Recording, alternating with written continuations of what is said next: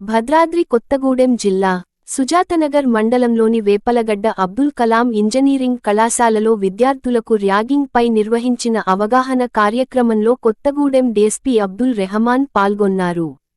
ఈ సందర్భంగా డీఎస్పీ అబ్దుల్ రెహమాన్ మాట్లాడుతూ విద్యా వ్యవస్థలో ర్యాగింగ్ నిషేధమని, ర్యాగింగ్కు పాల్పడితే ఎలాంటి ఇబ్బందులు పర్యవసానాలను ఎదుర్కోవాల్సి వస్తుందో విద్యార్థులకు అవగాహన కల్పించడం జరిగిందన్నారు. కళాశాలలో సీనియర్ జూనియర్ భేదం లేకుండా తోటి విద్యార్థులతో సోదర భావంతో మెలగాలని సూచించారు. విద్యార్థులు తమ ఉన్నత చదువులపై దృష్టి నిలిపి బంగారు భవిష్యత్తుకు బాటలు వేసుకోవాలని కోరారు. ర్యాగింగ్ చట్ట వ్యతిరేకమని, ఎవరైనా ర్యాగింగ్కు పాల్పడితే కళాశాల అధ్యాపకుల దృష్టికి, పోలీసుల దృష్టికి తీసుకురావాలని కోరారు. ర్యాగింగ్కు పాల్పడి తమ విలువైన జీవితాలను నాశనం చేసుకోవద్దని విద్యార్థులకు సూచించారు. స్నేహంగా, సోదరభావంగా, ఆత్మీయంగా మాట్లాడతాం. ఎదుటి వ్యక్తి కూడా అదే విధంగా ఉంటాడు. యాక్ట్ అయింది 1997 సంవత్సరంలో చట్టం అయింది. చట్టం కావడానికి కారణాలు ఏంటంటే, ర్యాగింగ్ అనేది ఒక అటవిక చర్య. ఇది బార్బేరియన్ యాక్ట్. బార్బేరియన్ అంటే అటవికమైన చర్య.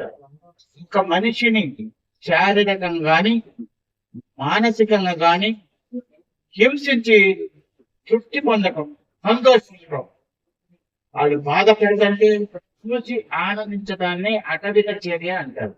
సరే, ఈ ర్యాంకింగ్ పరిస్థితుల్లో తీసి కాలేజీ బయటికి పంపిస్తే ఏ కాలేజీలు కూడా 3 సంవత్సరాల దాకా మిమ్మల్ని అడ్మిషన్ ఇవ్వరు. కాలేజీలో జాయినింగ్ ఉన్నాయి. దానిపైన పోలీస్ డిపార్ట్మెంట్ తరఫున ర్యాగింగ్ గురించి, ర్యాగింగ్ చేసిన జరిగేటువంటి ఫలితాలను వాళ్ళ ప్రిన్సిపాల్ గారు, వాళ్ళ కరెస్పాండెంట్ ఆహ్వానం ర్యాగింగ్ అనేది చాలా ప్రకారం చేస్తున్నది. వాటి పిల్లలందరూ కూడా ఇలాంటి ర్యాగింగ్ పనులు కూడా ఉండాలి. కాలేజీలో ర్యాగింగ్ కమిటీ ఒకటి ఏర్పాటు చేయబడింది. కమిటీ ప్రతిరోజు పర్యటన చేసుకుంటుంటది. అదేవిధంగా ప్రిన్సిపాల్ వాళ్ళు కానీ, లేకపోతే కాలేజ్ సంబంధించిన యూనియన్ కానీ ఇలాంటి ర్యాగింగ్ విషయాలు వాళ్ళు వెంటనే తెలియజేయాలి, పోలీసు తెలియజేయాలి. పోలీసులు కూడా స్పెషల్ పోలీసులు కావచ్చు, కాలేజ్ చదవడానికి కాలేజ్ అబ్జర్వ్ చేసుకుంటారు. నిజామాబాద్ కాలేజ్ జరిగిన మా పిల్లలు ఇక్కడ ఒక అవగాహన ఏర్పడింది.